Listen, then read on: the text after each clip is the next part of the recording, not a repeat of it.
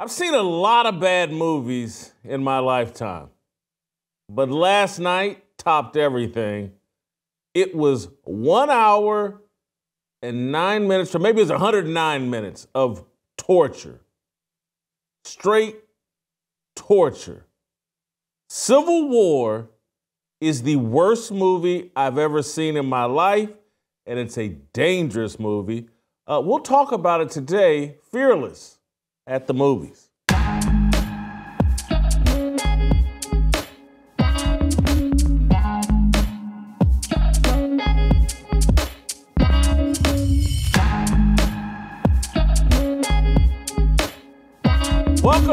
Welcome to Fearless with Jason Whitlock. I'm Jason Whitlock, your host. Happy Wednesday. Thank you for joining me. Start jamming, slamming that 5-star rating over Apple. Start hitting the subscriptions and likes over YouTube.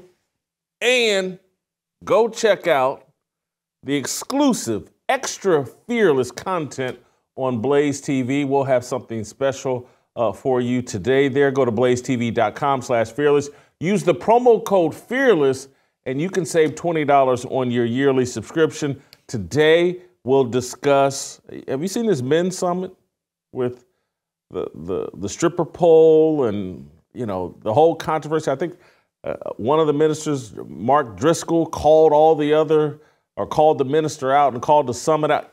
We'll get into that, and we'll have some extra content for you guys. That's why you should get that Blaze TV subscription.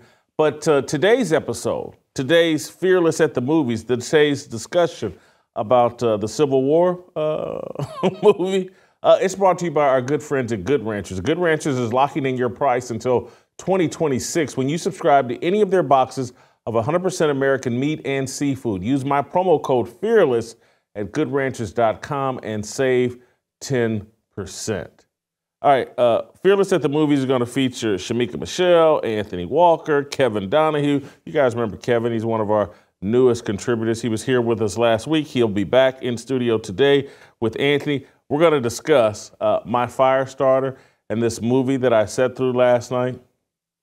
Let's get into it. The number one movie at the box office is a thinly veiled fantasy about assassinating Donald Trump. Civil War, written and directed by Alex Garland, isn't nearly as complicated, subtle, or apolitical as critics at the New York Times, Los Angeles Times, Variety Magazine, The New Yorker, and everyone else suggest. The point of Garland's movie is simple. Killing Donald Trump is the most efficient and sensible way to end America's political violence. Or political chaos, I'm sorry. I've read a bunch of reviews. They all managed to avoid dealing with the obvious message of the movie. They wax on about how the movie reflects this nation's seething political divide and a not-so-distant future where January 6th insurrectionists trigger a bloody, chaotic civil war. The reviews waste a lot of time pretending that actress Kirsten Dunst's portrayal of a war photographer was the equivalent of Marlon Brando's portrait of a mafia don in The Godfather. Or the reviewers feign that Garland did a masterful job of creating a narrative that avoids choosing a political side. The reviews, they all lie. Dunst's character was uninteresting and lifeless, and Garland definitely chose a side. To use a leftist term, Civil War is a dog whistle for Trump haters. The intent of the movie is to inspire someone or some force to kill Donald Trump. I'm not exaggerating. The movie ended with a black female soldier standing over a fictional U.S. president who refused to leave office. The female soldier shoots and kills the president. The soldier, she represented Fannie Willis, Letitia James, Kamala Harris, and all the Democratic woman kings willing to take any necessary step to stop Donald Trump. Ballot harvesting, assassination, whatever it takes. I sat inside the theater shocked. Shocked that this movie could be made, shocked that it dominated the weekend box office, grossing $25 million, outdistancing America's number 2 movie, some Godzilla flick, by $10 million. Shocked that alleged journalists could review the movie without acknowledging It's a Trump derangement manifesto. Shocked that the movie hasn't sparked intense outrage. Shocked that the script could be this stupid and disjointed. But then I remembered what has been done to art over the last 4 decades. Cinema has gone the way of rap music. A good beat and the right narrative conceal a lack of talent. Good camera work and the right narrative made The Shape of Water, the 2017 Academy Award winner. At the time, I thought The Shape of Water was the dumbest movie I'd ever sat through from start to finish. My date would not let me leave. I'm notorious for exiting movies. Civil War now tops my list. Critics are treating Civil War like a rap diss song. Garland is Tupac Shakur, and Civil War is the director's version of Hit 'Em Up, the infamous diss track Tupac released against rival Notorious B.I.G. and Puff Daddy. We know how that rap feud ended. Tupac and Biggie both died amid a hail of gunfire. For those of you unfamiliar with 1990s gangster rap music, here's a chorus to Hit 'Em Up. Here's the chorus to Hit 'Em Up. Grab your Glock when you see Tupac. Call the cops when you see Tupac. Who shot me? But you punks didn't finish. Now you're about to deal with the wrath of a menace. I hit 'em up. The best art depicts and predicts life. Tupac made that art that called for violence. Garland's art calls for violence against Trump. Everything the media accused Trump of doing on the afternoon of January 6, 2021, where he allegedly encouraged his supporters to invade the Capitol, Garland's Civil War movie does over the course of 109 minutes. Trump supporters, of course, are depicted as savages and racist. An early scene captures the band of good guy journalists engaging with 3 stereotypical rednecks at a gas station. The rednecks have 2 looters tied up, bleeding and hanging from some sort of outdoor building or barn or whatever. It's crazy. But one of the rednecks wears a cross around his neck. He's a Christian. Later in the movie, another Christian nationalist shoots and kills 2 Asian journalists for the crime of being foreigners. The Christian nationalist is filling a large gravesite with dead bodies. I mean, I just want you to, let me make sure I explain that properly. The Christian nationalist who killed the 2 Asian guys for being foreigners, they show him dumping bodies into a large, massive gravesite. They show him like dumping dozen more bodies. And when they show you this gravesite, it looks like a Holocaust scene. The point is clear. The America First movement is racist and anti-Semitic. This movie is embarrassing. If it continues to do well at the box office, it will speak to how effective academia and corporate media have been at demonizing ordinary American citizens and Donald Trump. The fact that the movie was made, released, and not pulled from theaters speaks to how desperately the establishment wants to assassinate Donald Trump. That is my fire starter.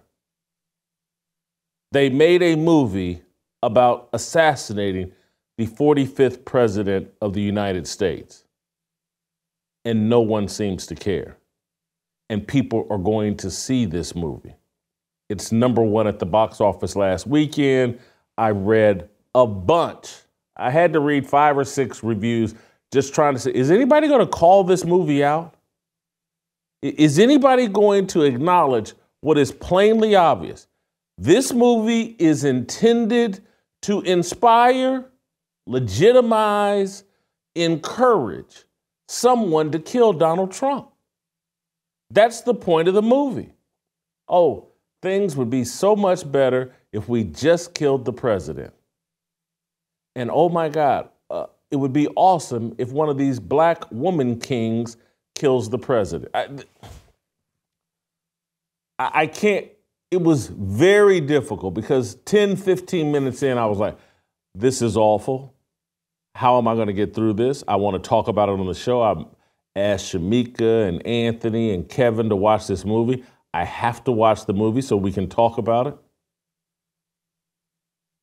It was painful sitting through that. When they get to the conclusion of the movie, or the climactic scene at the end where they kill the president, and you see this black female soldier, who, and again, it looks like Call of Duty, the way this whole thing is shot, and you got this black woman, she's the leader of this military group. It's all this feminist nonsense. But she's standing over the president and this journalist, and these journalists are portrayed as the heroes. I don't know what this journalist represented. Was he a writer? Is he a TV broadcaster? I don't know. But right before she killed the president, the guy, and again, the whole point, the movie was about that guy and 3 other people traveling from New York to D.C. to interview the president. And his question to the president before he's executed is, hey, I need a quote. I burst out laughing when this happened in the theater. And I was just like, the whole point of driving across from New York to D.C. and dealing with all this danger around was so you could say, hey, I need a quote. I mean, it's the people that made this movie, wrote this movie, do they know anything about journalism? It was ridiculous. But art has been so dumbed down. Our communication skills have been so dumbed down.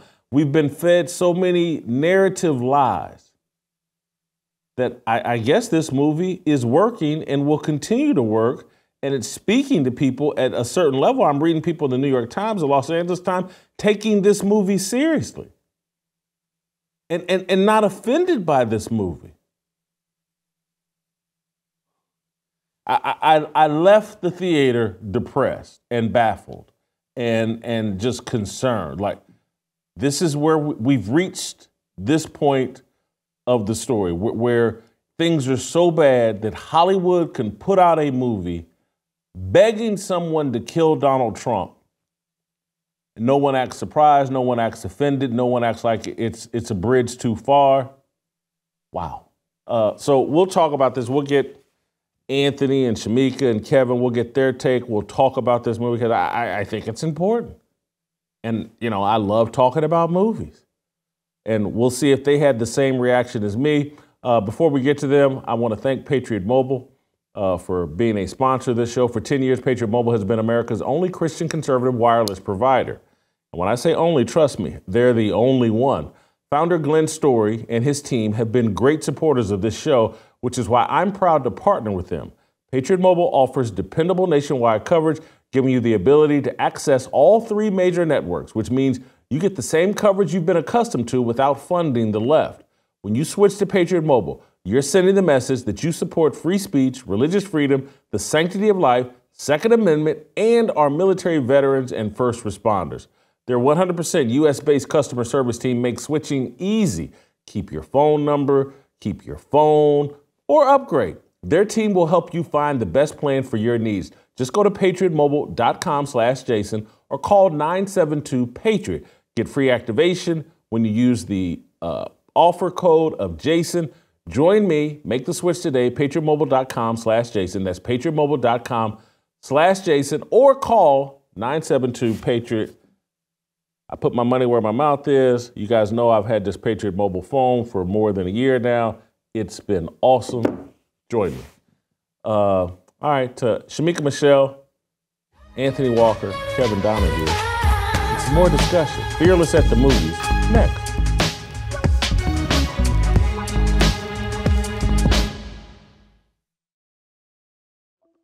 Hello, Fearless Army. I'm Jason Whitlock, your leader. I'm going to spend 2024 discussing growth and sacrifice. Hard times are here. Harder times are coming.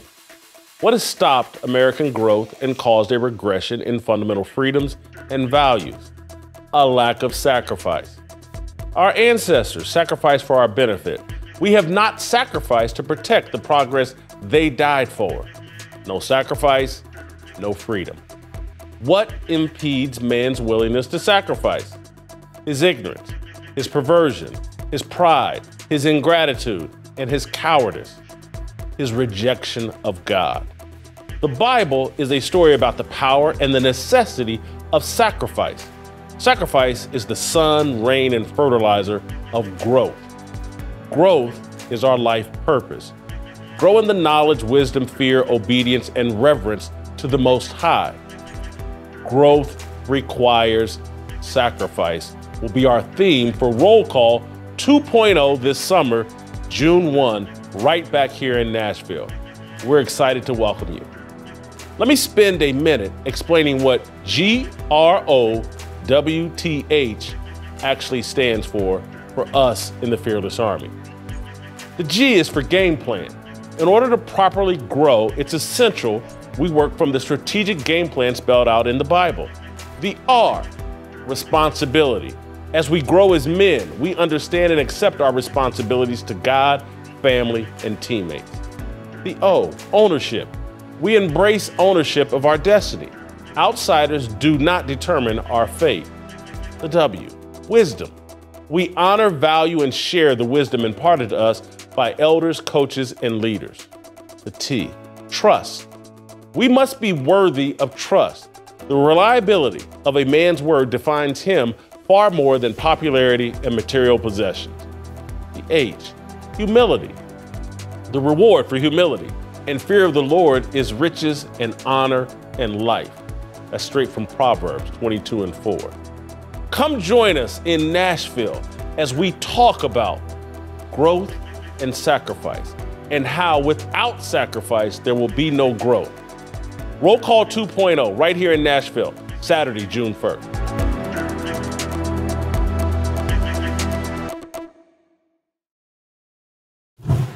But very early in the movie, they show the fundamentals of a magical Negro. Like a good neighbor, State Farm is there. Hi, Anthony. And so the first one is slavery.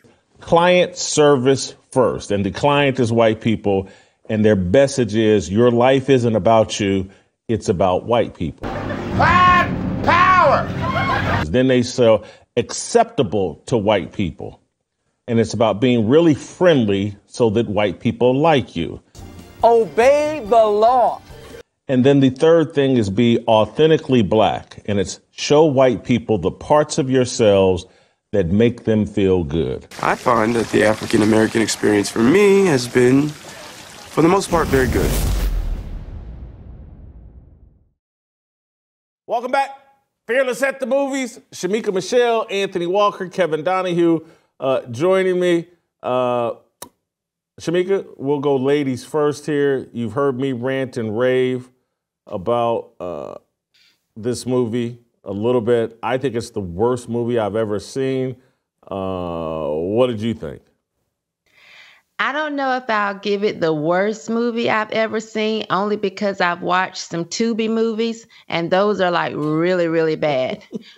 But I was trying to stay awake, and I thought, God, why hast thou forsaken me? Like, I love working for you. I absolutely love it. But this movie was such torture that I thought, maybe Jason just doesn't like me. Because it was that bad. What do you think of my assessment that the message of the movie was, hey, we should just kill Trump and things will be better? Yeah, that's exactly what I got. From the very beginning of the movie, when they talked about the president was in his third term and just the whole Civil War talk period, I've heard a lot of people talking about that, how we need to split. I've heard it on both sides, left and right. And it was just so many things that were apparent, like when they killed, I'm sorry, hopefully I'm not spoiling it for the people that haven't seen it, but when they shot the guy that was from Hong Kong or something, I think he said, yeah. And the guy goes, oh, China. He tried to say it just like Trump says China. And so I was thinking, oh my God, like they just kept doing little digs. And it was so obvious for those of us that have really been paying attention over the last few years. Like, we see what you're doing. You're trying to say that we don't consider certain people or white people, you know, Trump followers, the MAGA crowd, don't consider certain people real Americans unless ... So it was very apparent and it was sickening. Anthony, good movie, bad movie, awful movie? It was bad. It was bad. I while watching it, I'm thinking, I looked at the ratings before I saw it, just the ratings, not the reviews, but the ratings. And I was thinking, okay, IMDb has it like a 7.6. And then midway through the film, I'm like, wait a minute. And then Rotten Tomatoes had it at like 82%, both crowd. And I'm like, okay, now come on. You know, it was disjointed to me watching it.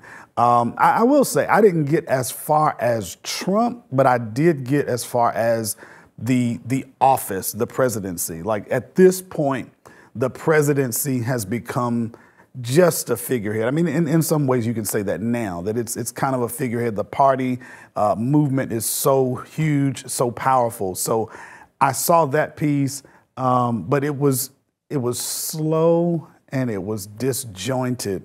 And I struggled. I don't know. There was another movie, Shemeka, that Jason had us to watch about the preacher and his family and stuff. This one might be on part of that one, like just bad. Help me out. I don't remember. It was a Peacock. It was on Peacock. We had to get Peacock at the time. Come on, yes. Shemeka, help me out. It was him and his wife and all that drama. Come on. Regina something played in it. She played in Scary Movie, and they had the mom in there, Jason, remember? He was the pastor, she was the first lady, and she mimed in it. I can't think of the name, but Honk, you know, they were. Honk If You Love Jesus? Honk If You Love Jesus. That's it. That's it. That was at the theaters. No, but I'm saying, as far as what you had us to watch, right. This was about as bad as that one. Like, we had to struggle. We had to struggle through that one, and we had to struggle through this one. But you pick them, Jason. So, hey. This is #1 at the box office. I hear you. I was concerned. Watching this movie, I was really concerned that if you guys liked it, I would have nothing in common with you. I was like, I sure hope these guys don't enjoy this movie. Yeah. I showed up early. I watched it entirely through, and I kept thinking I must have missed a part. I missed something because they didn't have the context. I didn't know who the bad guy was, who the good guy was. I didn't know who I was rooting for. All I knew, I was following this ragtag group of press people through this weird alternative universe. And it seemed like Hillary Clinton was starring as the war reporter. Lee. Yeah. Greta Thunberg was the busybody 15-year-old who was doing stuff she shouldn't have been doing. And then, I don't know, Pee Wee Herman was the guy driving the car. I don't know, it's just the over-emotional. Pee Wee Herman, no, that's Chris Cuomo. I think that was Chris Cuomo. Chris Cuomo, there we go. But it was, so it had an all-star cast. It was confusing, it was disappointing, too much violence. It was not a good movie. It didn't have a story arc. There was no hero's journey. There was no classic, if you go back to the 80s and you watch Rocky or Superman or any of these movies, you left feeling, or Star Wars. Star Wars is a great example, good guy versus bad guy. Yeah. You knew who you were rooting for, and at the end, the good guys got medals and the bad guys lost, and you left there feeling good. I had to go home and get therapy from my wife for a few hours and talk about it. So, and I know Anthony's a movie junkie, and is interested in arcs and all. And so what Kevin's talking about, though, I think is where movies and television have gone. There are no good guys and bad guys. No, it's just they're trying. I give them. I can see what I think they were trying to do. They were trying to, if you remember in Top Gun Maverick. We don't know who the opposition was, but we did still have a good versus bad. They were trying in this film to try to say, okay, here's an America that has just, okay, we've run through the party stuff, we've run through the factions, we've run through all of that, and this is where you have, but there is no good or bad. Both crowds are shooting at each other, both are trying to take over the White House. It's like, okay, but what happens if this side wins? Or what happens if, yeah, you know, we don't know. So they were trying, and then even with they obscured the sides. So we don't know which one is this side or that side. It just made it so muddy that by the time you end, and the climax of the end, it still doesn't make a difference. Okay, the president's gone, but now what? We're still in a messed up country. It was horrible. Anthony, do you remember when I told you why I didn't like 12 Years a Slave? And I was like, there's no love interest, there's no human emotion, it's just a bunch of torture scenes. Yeah. Yeah. That's like, and so watch this movie. And why do you care about any of these people? Yeah. What did they tell us about any of these people? And then, like, at the end, the climactic end, the lead character, Lee, she gets killed. The guy she's driving across country just walks past her dead body like, no big deal, didn't even acknowledge it. Yeah. The little girl that she saved just gets up, doesn't acknowledge, like, hey, you just died trying to save me. Yeah. She just goes on, I gotta go take a picture. And I'm just like, there's no human emotion in this movie. Which begs, I'm still, who's liking it? Like, what are they getting from that is enjoying it? There was about 3 or 4 minutes as they lead up to the climax of just them fighting and taking pictures. This group shooting this group, you don't know what's happening, but that was a good 3 minutes. And I'm like, okay, what is it? What's going on? As you talk about the scene where they shoot the friend right in front of them. He says he's from, hey, we're Americans, et cetera, and he shoots his friend. Even in that scene, there is a brief moment of grief, but we pick up and move on for the journey. There's not even a question of, wait a minute, maybe we've gone too far. Maybe this is it. Let's stop. Let's go back. They just kind of pressed on. It lost me. We got to go take these pictures. Yeah. And who are they showing it to? Because there was waiters, I guess. There was what was it? A good section in Pennsylvania that didn't even know what. Wasn't acknowledging. Right. It was just kind of life as normal. So I'm like, if these are the pictures you guys are sending out, who are they going to and what are they doing with them? In all fairness, though, I could have watched every single one of them get killed and I wouldn't have felt anything at all. That's how bad it was. Like, just line the 4 of them up that were driving and just shoot them all. Because the movie was so terrible that I didn't have any emotional connection to any of them. And I've watched movies where I felt like, oh my God, they died. Like the Titanic, when he just, went off into the water, it was so sad. But these people, I could have watched them go down, drown, get eaten by sharks and whatever else was left, eaten by the little creatures. I would not have cared. So the fact that they were able to watch her die and just move on and go shoot a picture, that's how I felt. I would have watched each and every one of them die and felt nothing. And this is why I made the point about connecting it to rap music. Like, this is a rap diss track. Mm-hmm. Rap music is very nihilistic. You listen to people talking about killing and shooting other people, and it's kind of no big deal. You don't even like, man, we got music out that's celebrating killing and this kind of beef. It's no big deal. And they've now done this in movies in terms of like love, right? Like, which is a big part of the purpose of life, is completely eliminated from the art that they're showing us. And I'm just going to connect it to all these things we're talking about on this show. When I told you like Diddy and nihilism that the music is promoting. Now they've been doing it for a long time, but it's just, now it's more in your face. in the movies, they're giving you a very nihilistic worldview. They want us not to care about each other, not to care about the characters they put in front of us, and it's working. That's what's separating us, and that's why like Hollywood and all of that, like it's like a real enemy and it's a real problem, and it's what. They show a group of journalists that are, and again, I've been a journalist all my life. I don't recognize these people in terms of, and again, I've never been a war journalist, but you're not going to tell me that I'm driving in a SUV that gets shot up and I'm going to grab my camera and say, let me go take pictures.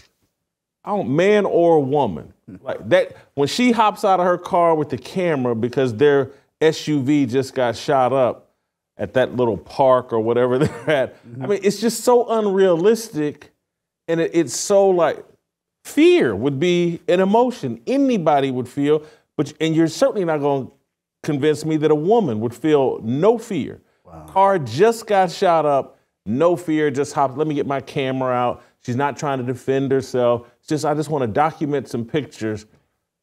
The other thing, Kevin, are you? Well, no, and the press were the heroes.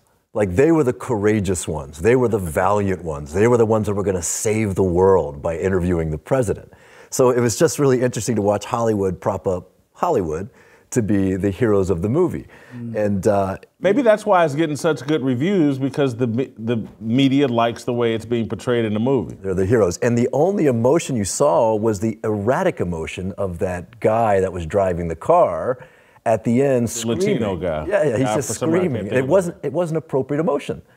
It was inappropriate, chaotic emotion. And that was the main theme I saw, was pure chaos. There was no order at all, just chaos. And to go back to your point, was the photojournalist, the award-winning photojournalist, was she married? Did she have kids? Was the other guy married? You didn't know. There was no family. There was nothing. It was just these bizarre people out roaming this alternate universe. Yeah,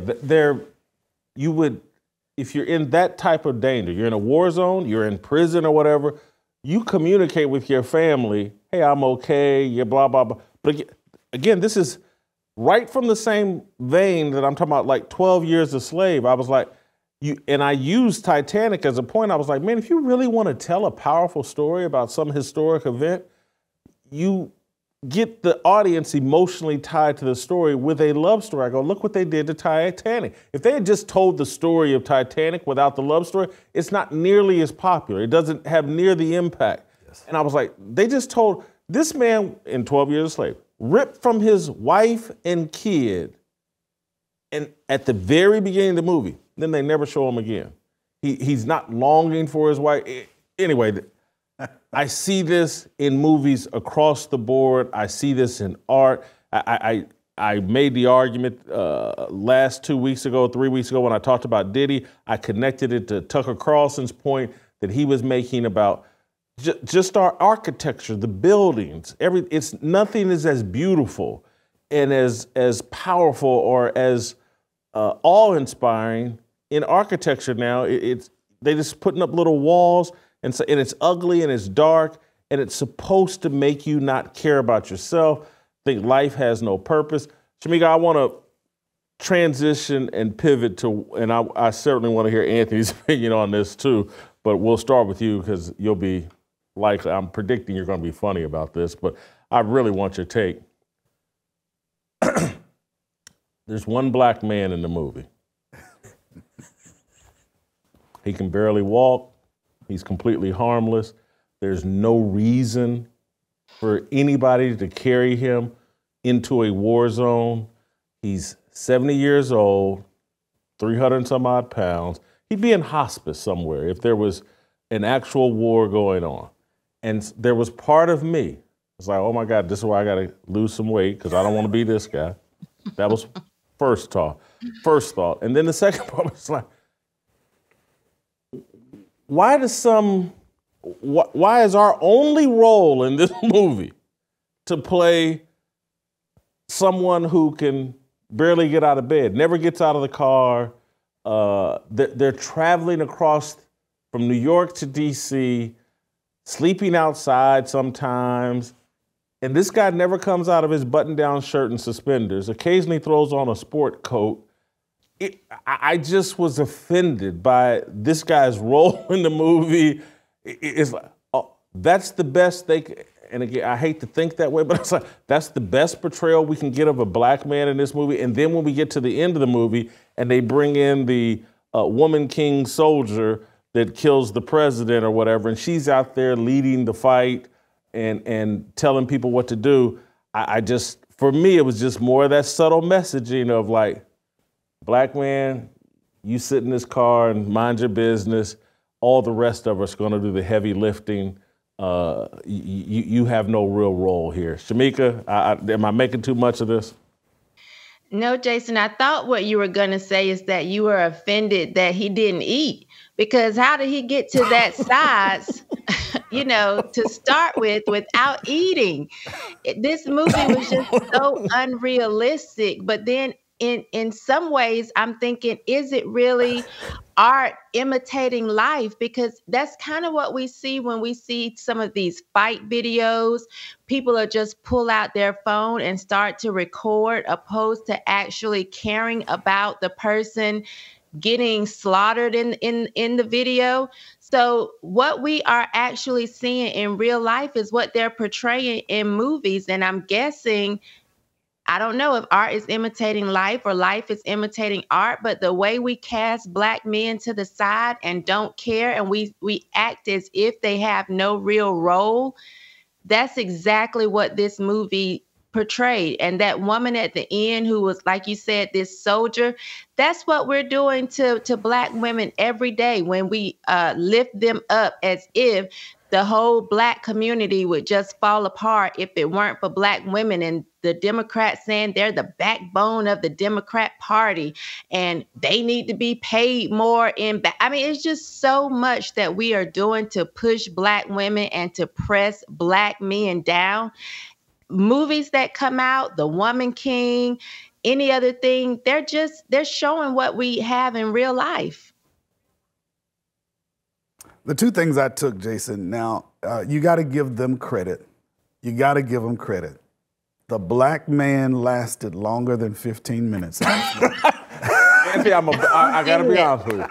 That ran across my mind in the movie. It actually did. It's like, oh, they waited to kill this dude. He lasted longer than 15 minutes in the movie.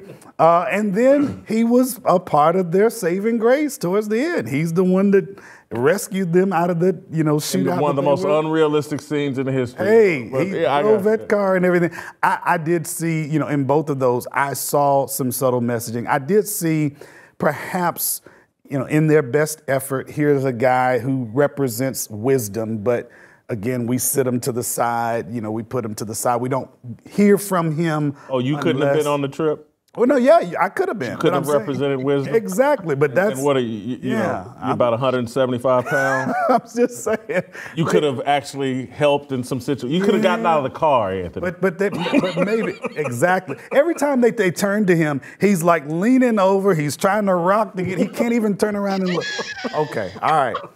So, and he didn't eat. But they tried to do, not through the whole movie, so he could have lost something. But I think that's what they were trying to do. And then I did get some messaging with, at the end, the black woman kills the president. Like there's something to that. Obviously, with the whole movie, they're trying to kill him, but there was something there. But again, you just got to give them credit. Was that Fannie Willis or Letitia James that did the I thought it was Fannie Willis, but I was hoping that guy was going to be like a James Earl Jones figure and say something wise, like in Field of Dreams, where if you build it, they something. But there was nothing to it. I mean, this movie was flat, dead the whole entire way, just with a ragtag group of characters. So yeah, that was my hope, but it didn't happen. All right, well. I'm not. Go ahead. Let me say that. I'll say, when you look at this movie, at the end of the day, when you take out real love, you also are taking out God. And so this movie doesn't have a real love interest. It removes God, and just, again, as a display, as Exhibit A, you take that out of the dynamic, you get a dystopian horrible world situation that even if it turns out, it's still going to be, a terrible situation. So again, we got to put obviously God back in it, but we also got to put real love, not this same gender stuff, but the love that God prescribes. Did you catch the three rednecks at the gas station? The guy that goes back and shows the guys hanging. Did you catch him? He was wearing a cross. Yeah, I did. And they have a habit of doing this in terms of like, and this is across the board. I had this criticism of, if y'all remember, and you got to really stretch here, but the Daily Wire's Western movie with Gina Carano. One of my big complaints was the person who quoted the Bible and was a believer was the bad guy in that movie. And I was like, the Daily Wire, I thought they were on our team in terms of like, why are they showing the Christian person as the evil person? What are we doing? We're making the same movies as Hollywood. And I just saw another example of it here that I think intentional and not subtle. Here's this depraved lunatic that's savaging these two people, and they put a cross on him. Yeah, in the Rules for Radical by Saul Alinsky, they talk about ridicule, always ridicule. And so what we had here with these rednecks were the deplorables. We got a solid definition and an image in the movie of who the deplorables are. So the bucket of deplorables or basket of deplorables, that's who these people were. When that guy went to follow that young girl down to that car wash, you knew in your mind, like, oh no, this isn't gonna be good. There's gonna be like a rape scene or something like this. And so, these were the deplorables. They defined them in the movie, and it was clear. So they were somewhat of the bad guy in the movie, but you still couldn't tell. You still couldn't tell who was right or who was wrong or who was good guy or bad guy. Shemeka, I'll give you a final thought if you got one. Yeah. Now, I was just thinking maybe we should do our own movie, showing how the matriarchy in the Black community has really destroyed it, and call it Big Back Mountain. I think we should do that and just see how that goes. You know what's funny? And thank you, Shemeka, and we'll end this portion on this note. I can remember when I moved out to LA in 2010. Maybe it was even before. This was around 2007, 8. I was very naive about what types of movies Hollywood would make. And I thought, well, I'm gonna go out here, I'm this decorated writer, I got all this momentum. I'm gonna go out here and try to sell a couple of movie scripts. And I met with HBO, met with a bunch of blah, blah, blah. And they all thought it was laughable. And I look back in retrospect, or laughable is too strong, there was no interest. I look back in retrospect and think about like the main script I was presenting them was something called The Good Life. And it was about, it was some kind of takeoff a little bit on my life. It's about this character, Eugene Good, who was this journalist, and it was exposing just like how corrupt the journalism industry was. And again, it featured this Black male character, lead character, Eugene Good, who represented the good life. And he had some faith and had a worldview and a set of standards and morals. And it wasn't until, so let's say I went out there pitching this around in 2008, probably took me to like 2015 where I was like, oh my God, they don't make movies like this. This has no chance. This dude's heterosexual. He falls in love with his assistant and all this other stuff.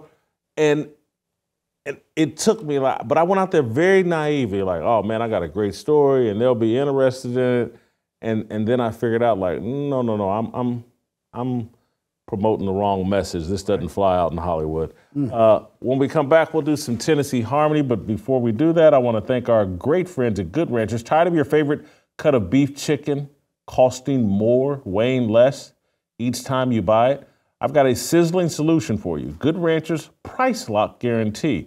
This is the only price lock on 100% American meat you can find, and you don't want to miss it.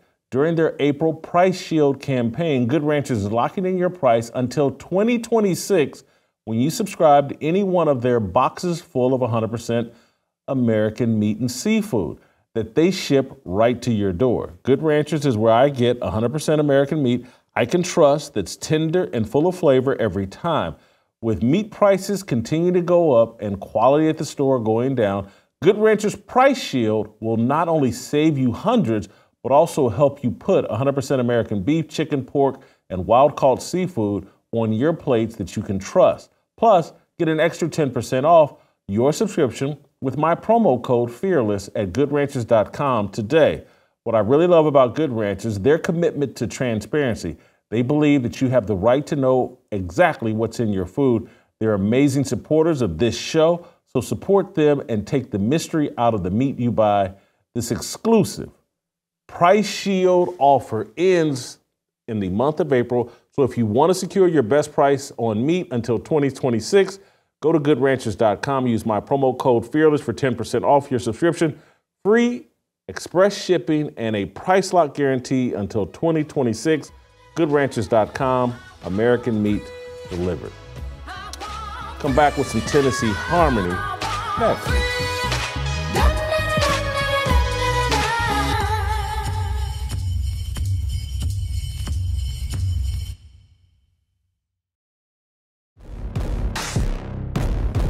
Welcome back to Beef. As I walk you through my top 50 media beefs of all time. Yeah, I'm an equal opportunity beefer. It's like, Randy, are you asleep at the wheel? Big lips are in style. I'd love to squash this beef. I mean, I was not real happy at all. I was less than thrilled. I was displeased. And now we have beef. Have you ever wondered just exactly how it is that our politicians enter into public service making moderate salaries, but then end up walking away with an astonishing amount of money? Millions. Where are all those tens of millions of dollars coming from? And while they're busy earning all that money, who's actually doing the job we sent them there to do in the first place? We all learned from an early age that the best way to get rich in America was to get a degree, start a business, or maybe take a job on Wall Street, to work hard and save even harder so that we could make a better life for ourselves and for our children. Turns out it's way easier than that. All you have to do is get elected to Congress. Go check out Bought and Paid For, How Politicians Get Filthy Rich. Available now only on blazetv. Go to fearlessoriginals.com and use the promo code Whitlock Originals for $30 off your annual subscription. Let me run that back one more time. Go to fearlessoriginals.com. Use the promo code Whitlock Originals for $30 off your annual subscription. Go check out Bought and Paid For. I've seen it. It's great. It's informative. It will let you know that politicians, no matter which side of the aisle they're on, they're ripping us off. All right, let's move on to some Tennessee Harmony.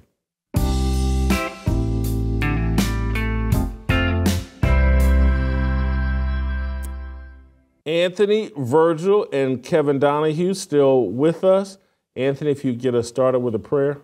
Father God, we thank you for your word. We thank you for how it guides us each and every day. Father, help us to constantly read and study your word, to live by it, and to share it with others. We thank you in Jesus' name. Amen. Amen. Gentlemen, I didn't know this until this week, but Virgil has a side hustle where he, performs at men's conferences. I did not know this, but we've discovered some video of. Anyway, let me move That's on. That's wrong, man. Yeah, let me. Well, I had to take a shot early. If I fire first, it kind of puts you on the back pedal. And perhaps you'll say something positive about me. But let me start with the promo of this men's conference. If any of you have been paying attention over social media, there was this conference that's kicked up a lot of controversy and a strong reaction from people. But I want to first show you how they were promoting this men's conference. Let's play SOT number 2.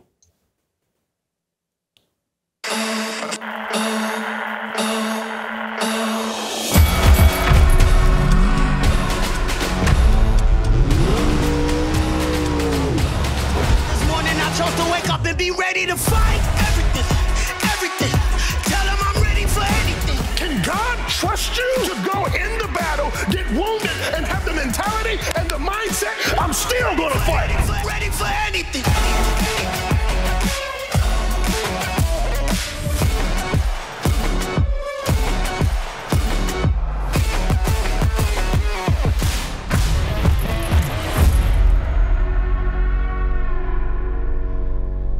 All right, so that's a Christian men's conference that I would assume is trying to promote masculinity. And so here's how they started out that conference. We'll play, I believe, SOT number 6. And this is what sparked a lot of controversy. Let's play the clip.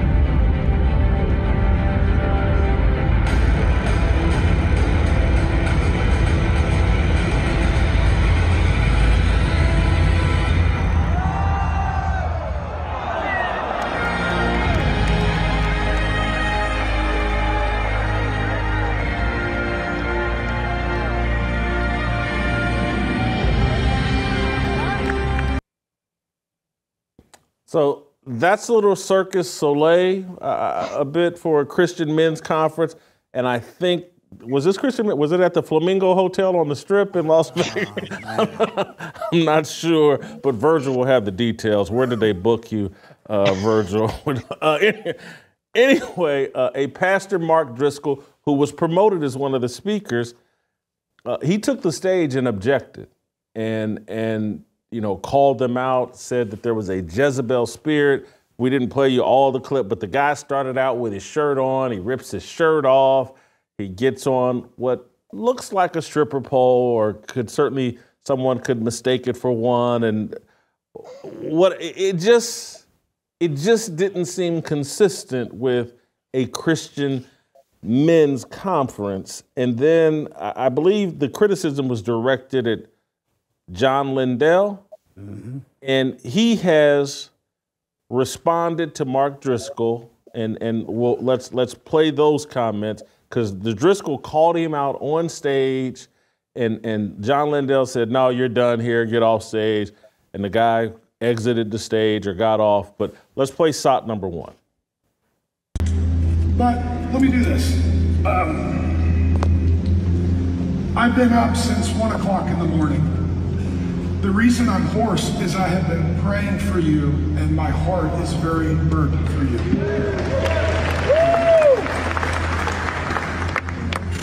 And I want to be very careful with this, and it's not what I want to say, but the Jezebel spirit has already been here.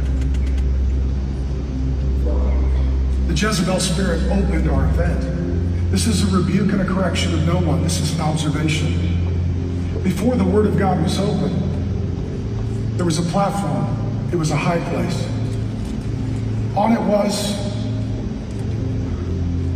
a pole, an ashtray. The same thing that's used in the strip club for women who have the Jezebel spirit to seduce men. In front of that was a man who ripped his shirt off like a woman does in front of a pole at a strip club. That man then ascended. See, our God is not arrogant. He doesn't ascend. Our God is humble. He descends. And then he swallowed a sword, and Jesus cried, "Okay, Pastor John, I'll receive that. Thank you."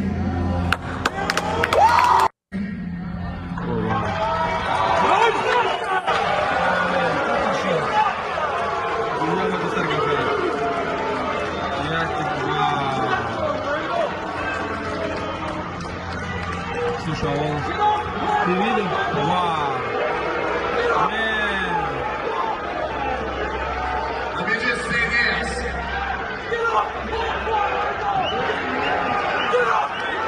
Yes, reaction. Wow. If Mark wanted to say that, he should have said it to me first. He didn't. Matthew 18. Matthew 18. If your brother offends you, go to him privately. I talked to Mark for a half hour. There was not one word of that. He's out of line. If he wanted to say it, he could say it to me. You may not agree with me.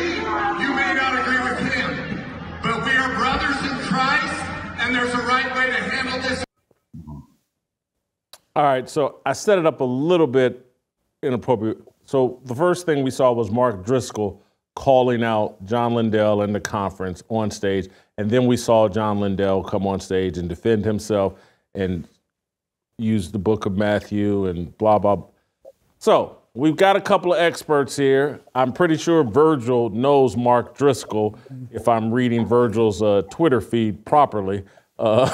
Maybe he knows both groups or both parties. But so Virgil, I'm gonna let you fire first.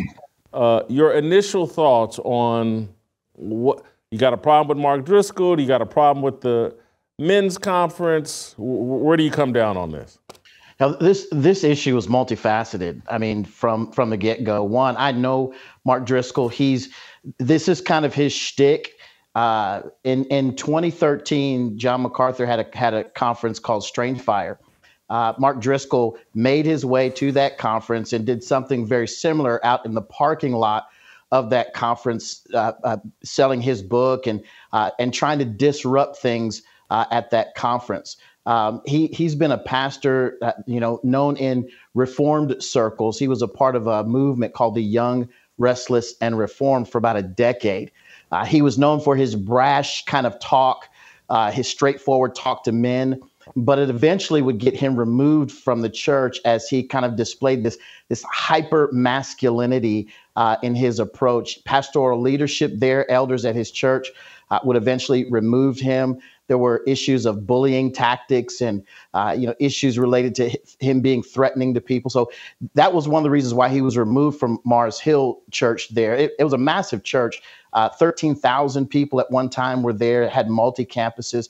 So I'm very familiar with Mark Driscoll and his antics. He's since then kind of walked off of the stage and then reemerged in more charismatic circles. And so I'm aware of him. I know who he is and what he's about. This is kind of what he does. And so I was not at all surprised by it. The other issue, and I won't take up all the time, I'll let the other guys jump in. The other issue was what was actually happening at the men's conference. If I'm at a men's conference and a grown man is on the platform and he takes off his shirt, I don't know about anybody else, but I'm on my way home. I wouldn't have made it to the point where Mark Driscoll rebuked the crowd because I'd have been gone long before we ever got to that point. As soon as I saw this circus mentality that's around attracting men to church is absolutely disgusting. It's absolutely flawed, and it needs to be abandoned. Anthony? I'll pick up where Virgil leaves off. I do, in my ministry, lots of men's conferences, men's events, etc. And what I have found in my experience, even as a minister of a church, men are really attracted by the Word of God. Mm-hmm. They are attracted by the objective truth that God gives, the divine truth that God gives. That's what they're attracted to. The antics and all of that kind of stuff, that may catch a few stragglers, but real men are, because we get all of that stuff on a daily basis. So that would have been issue number one. If I'm really trying to draw men, I'm going to tell them it's the Word. We're coming to discuss the Word. We're coming to discuss prayer. We're coming to bond with brothers. That's the attractor. Now, if you're saying, hey, I'd love to come, but we don't have enough motorcycles and boxing and swords and stuff for me to, then you don't want to come with this because we're coming to bring the word. So that would be my issue in terms of how it's marketed. And I'm not saying that they probably don't do some of that stuff there, but you can see from the promo, the draw is look at the masculine stuff we have. And instead of, hey, we're leading with the word. That would be number one. But number two, just from the bit that I know about Mark Driscoll and his antics, this would have been, again, doing men's conferences. I know who's going to be speaking at conferences that I go to, that I agree to. When whoever invites me to come, hey, we'd like you to come speak at our event. We're going to have such and such, such and such. As they update you, I know the roster. I know who's going to be there.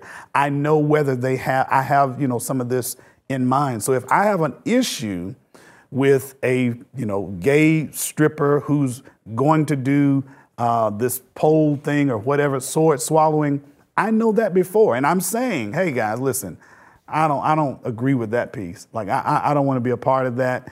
Do you not see issue with this from a word standpoint? And if we don't have an issue with that, then I'm not going to be able to make this one. Appreciate you for the invite, but I'm not going to be able to do it. So Driscoll had several opportunities prior to this to express if this is something that was really solid to him. I don't agree with this.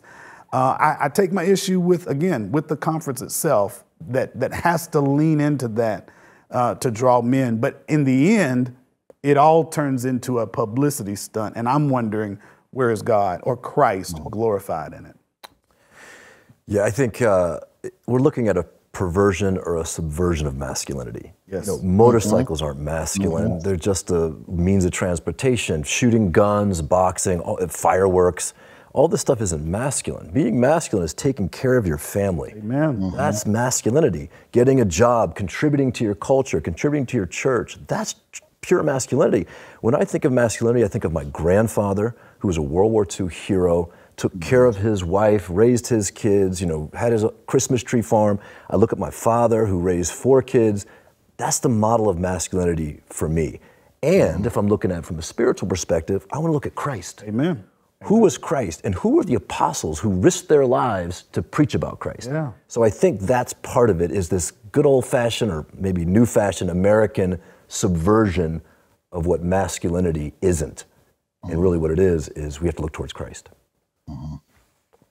And we're going to continue this conversation with some fearless extra content. I'm going to, because there's some other parts of this. I think John Lindell came out with a statement saying that, like, when you've been anointed, you shouldn't be criticized. We'll play that clip and we'll have some discussion about that. But I want to use this as an opportunity, and I'm sorry, it's very self-serving of me, but I'm telling you up front, this is self-serving, and so judge me if you want. Come to roll call, because again, we're not going. And if roll call 3, roll call 4, roll call 5, if it ever moves away from, we're going to have some speakers and we're going to have some music celebrating Jesus Christ. And we're going to have some barbecue. If it moves away from any of that, call me out and say, Whitlock, you're a clown. I'm going to play you this clip. You said you'd never do that. And so, because my vision, our vision, because Virgil's involved, Anthony's involved, TJ Moe's involved, John Rich is now involved.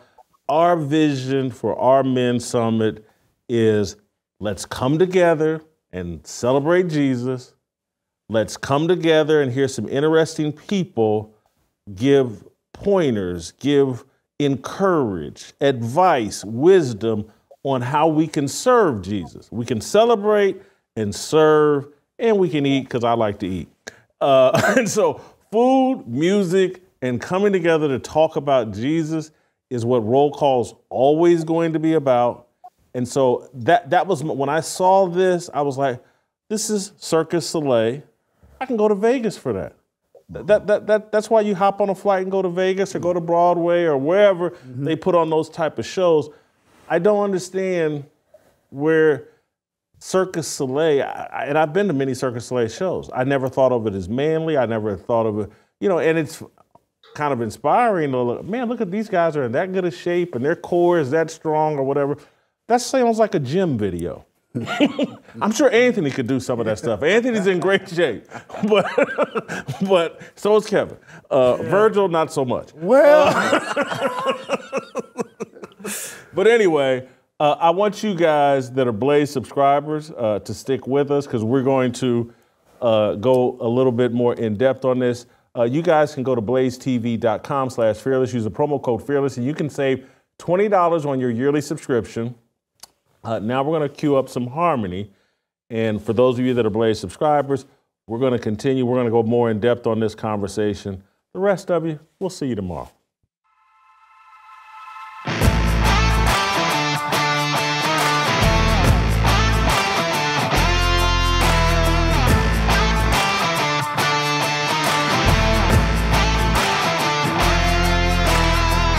How did we end up so divided?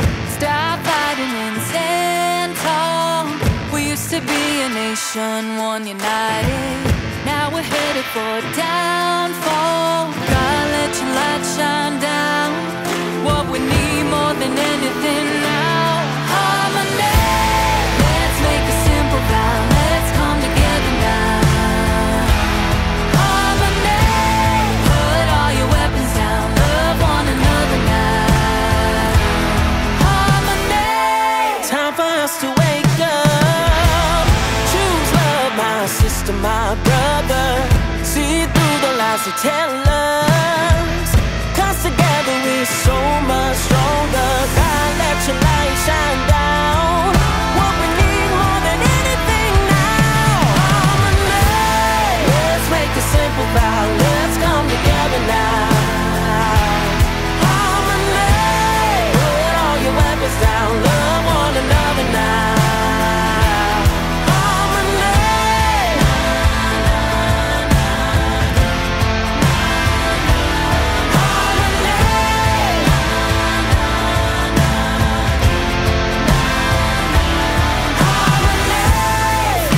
The enemy won't let it get to me. Open up your eyes.